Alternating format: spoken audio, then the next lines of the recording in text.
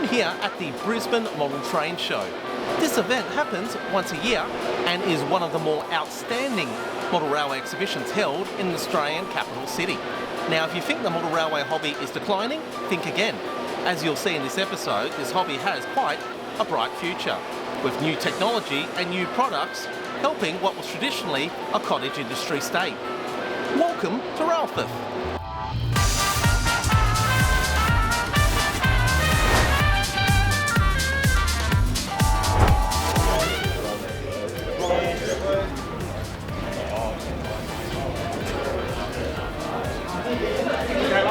Thanks very much. Please come on in. This is the Brisbane Model Train Show. This is our 47th annual event, but again, a new venue and a new time of year.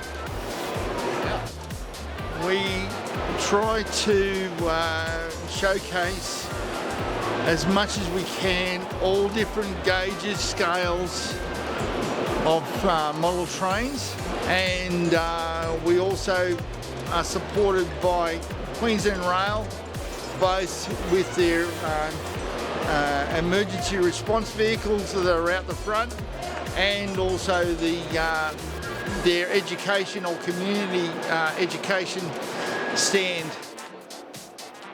For decades, model railway enthusiasts in the state of Queensland faced a unique challenge. Unlike the southern states, where shelves were stocked with ready-to-run locomotives and carriages, Queensland's prototypes were almost impossible to find, with the state's railways built on an isolated narrow gauge of 1,067mm and spread across a vast, sparsely populated state. The world of modelling here was left to small cottage industries, scratch builders, and determined hobbyists keeping the spirit alive. But this hobby in Queensland is now seeing what could be its own renaissance. At this year's 2025 Brisbane Model Train Show, held at a brand new venue, the Northside Indoor Spors Centre in the suburb of Zilmi, a new chapter is emerging. Manufacturers are finally mass producing ready-to-run Queensland prototypes, and passionate individuals are harnessing 3D printing to create detailed, accurate pieces once thought impossible.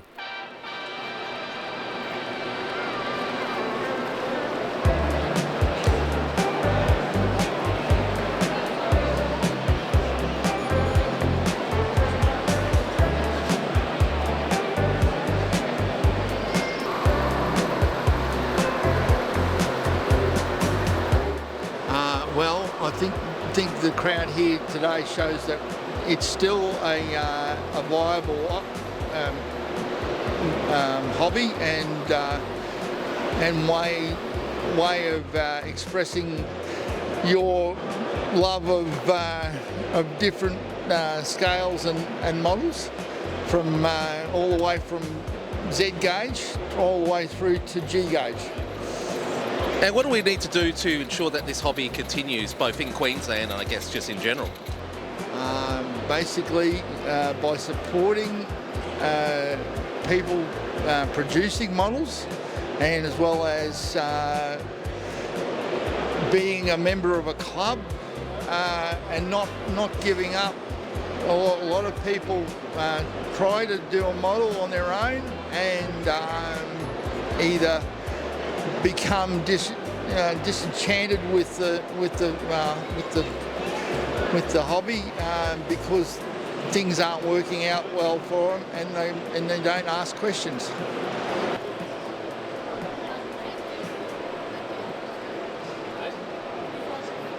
So I go by Scale Rail QLD on Instagram, and we've just released our F wagon kit. We're currently also working on T and TC wagons, which are ballast and cane wagons, which are descended from the F. We've got a lot more coming along the way, but yeah, so far we've been selling the F wagon kits here at the show, and I must say that's been going pretty well, so thank you to everyone that's bought one. Now, you're pretty young. How old are you? I'm 15 right now. I've been doing this for the past 3 or so years. So, yeah, give or take 3 years from now. There's a lot of interest around my age that I've seen around the club and all. But no, I certainly don't think it's dying. There are certain parts of it which are being less appreciated as they used to, I guess you could say. Like, for example, QR is, I guess one could argue, a less popular branch of the hobby. However, no, I certainly wouldn't say it's dying. There's a lot of interest. For me, I only really got back into this hobby properly at the beginning of the year. And 3D printing has been on my mind for a few years now. I've been doing various odd bits here and there. But this was about 3 months in the making, through 3D modeling, looking at older drawings, different variants and such. And yeah, it's been about 3 months of on and off work, testing, printing, and finally we're here. And this is a good version that works. It runs great. It'll be available in many different variants. But yeah, I'd say it's been about 3 odd months of testing decals, getting decals organized, making sure the axles spin freely, all challenges which are sometimes quite difficult to overcome. However, I'd say everything's gone pretty well.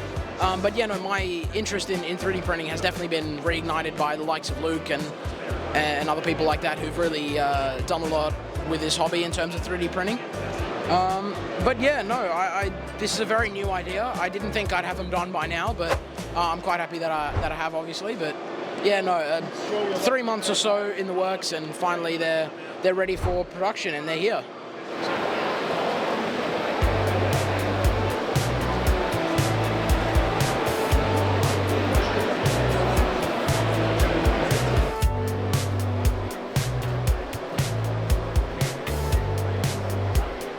We have been producing, as you know, like Victorian and South Australian and New South Wales product for about 10 years. And recently we had the opportunity to partner with CGL, who did our research for us, to produce a 1460 1502 class diesel.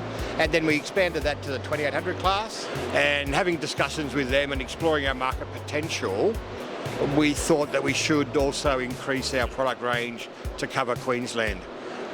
We would like to develop a range of 12mm products that cover most of the mainland of New South Wales and also into Tasmania. So a leap of faith, well, I was a little surprised that the 1460 class hadn't been already produced by somebody or others in this market, because it gives you the opportunity to produce also a few other engines which are in West Australia and also in New South Wales use with Interrail towards the end. So from that point of view, we were pretty happy to explore that. We hadn't produced anything like that before, and we went to a new supplier, in fact 2 new suppliers, to produce our 12mm product. So you might see on our boxes we actually say TT scale or TT track gauge. That's because our business partner, Chinese factories, recognise what TT represents and not always what 12mm represents. So it was easier for them to understand our lexicon as opposed to trying to change it to something that suited us, you know. So whilst our boxes might say that, we're really actually selling HON 3.5 gauge product, you know. So we're still 1/87th scale. So there's not much crossover, unfortunately, as you know, with standard gauge or broad gauge product. And compared to exhibitions of the past, and I've been manager of this exhibition now for approximately 13 years, and I believe this is probably going to be one of our best.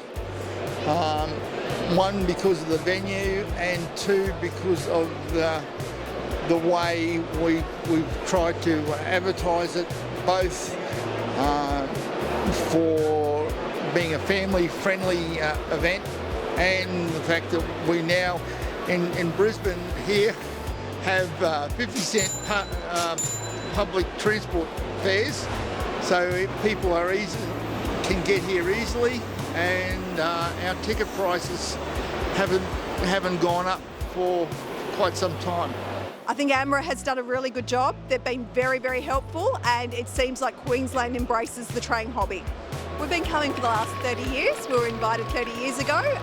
We come up because we have an amazing range of Australian, British and American rolling stock, locomotives, you name it, we've got it. And we were happily invited and we've enjoyed the exhibition. The organisers are fabulous. The venue we're at is fabulous. This is my first time here, but it's been brilliant. It's always a worry changing venues. We had that many years at the RNA in different locations at the RNA site.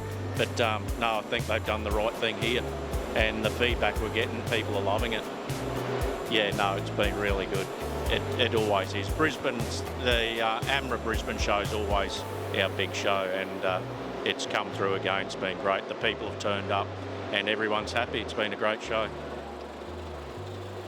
For more information on next year's Brisbane Model Train Show, follow their Facebook page.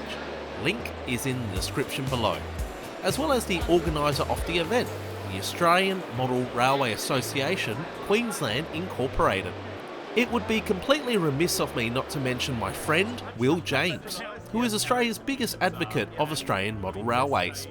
Head over to his channel and subscribe to his monthly Australian Model Railway News videos, which outlines all the upcoming model train shows and events that may be closer to you, as well as new releases made, particularly with up and coming Queensland prototypes. If you were at the Brisbane Model Train Show, how did you find it? Did you like the new venue? Were there any layouts you really liked? Let me know in the comments below. And if you enjoyed this video, feel free to give it a like, and I invite you to subscribe to my channel for more videos like this. And to my present subscribers and viewers, I greatly thank you for your patience, as it has been a year since I released my last video, which was about Australia's oldest ferry service, the Bundeena Ferry. If you haven't already, go have a watch of that video, and aside from that, thank you and good day.